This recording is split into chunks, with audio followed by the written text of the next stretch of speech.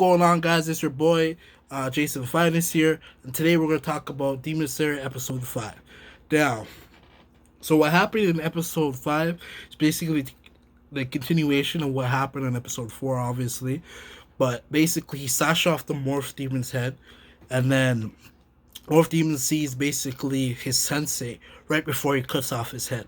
And then we see a backstory about how we didn't see how he became a demon, but we basically seen three things. One, that he ate his brother that cared and loved for him. Two, that he killed a lot of people before Tanjiro Sensei was able to actually capture him. And three, we actually seen the moment where he actually got captured by his sensei, Tanjiro Sensei. So now, basically after that, he slashes off his head. He feels sorry for him. He sees his eyes, and his eyes doesn't show any type of like hatred or anything towards him. He just feels sadness and pity for him, basically, because his life was so sad. So he takes his hand and he wishes that he never he wishes to God that he never ever becomes a demon again if he gets reborn again into a next life. So then after that now is that we see basically Tanjiro um encounter the next demon. And when Tanjiro encounters the next demon, he he slides under like underneath these branches, and these branches are blocking the demon from like attacking him, right? So then he got his opportunity to finally ask the question that he's trying to ask all the demons that he comes in contact with, and that is, how do you how does he make his sister human again? And that's basically all he wants to know, because he believes that he can, and I believe he can too. But anyways, now after that, he finds a safe haven, right? Basically, these flowers, I forget what they're called. I think they're called Westeros or something like that, and they prevent demons for basically coming in the vicinity. So he stayed there, that we seen. And also after that, what we also seen is that he survived 7 days. We're not sure what happened in the 7 days because they just skipped part of it, but we know only 5 people survive. Okay, and that's including Tanjiro.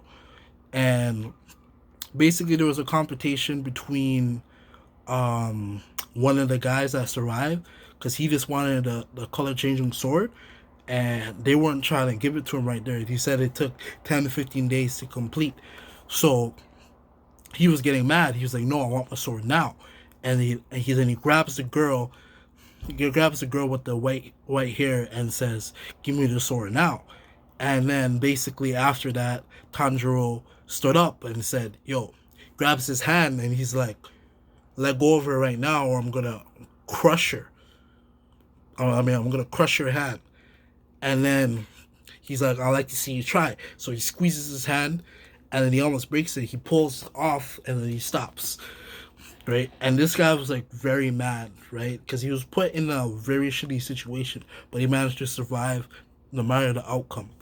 Okay, and then after that, they got the birds.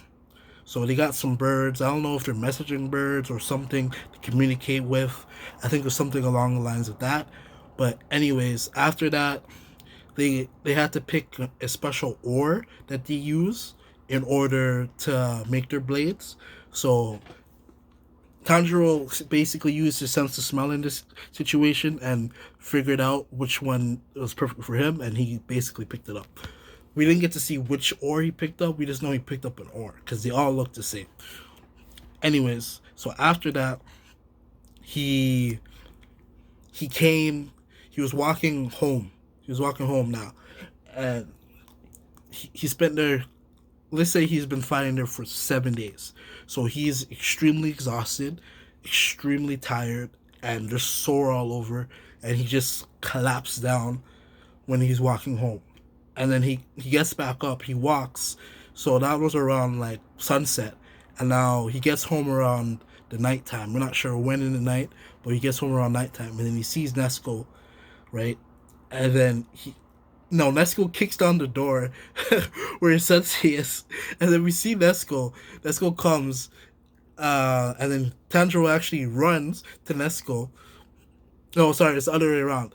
Nesco actually ran to Tanjiro and hugged him, and then she, and then she hugged him. She looks so adorable when she does this. By the way, did I have to mention Nesco looks so adorable? She actually does look adorable. But anyways, so his sensei comes to from behind. He says, "I'm glad you made it and you survived." And then he tells him that he killed, basically the demon that killed all of his predecessors, and that they're all can rest in peace now because of what he did.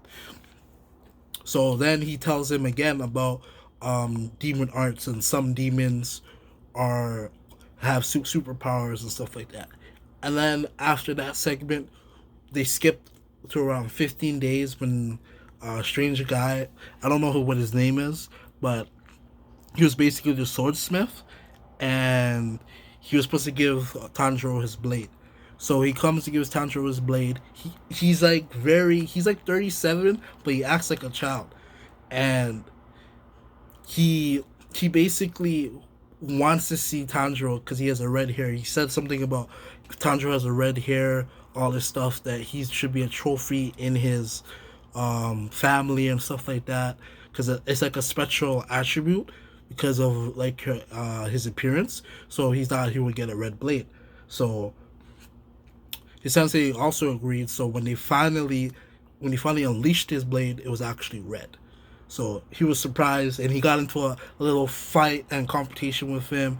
Started like getting him in a headlock and stuff like that because he just didn't want to see an all black blade.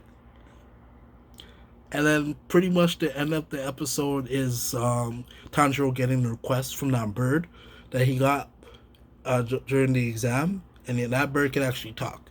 So Tanjiro got excited and all that, and then we gotta wait to see what happens on the next episode, guys. So if you guys please like my content, please like and subscribe and comment for more. Thank you guys. Peace.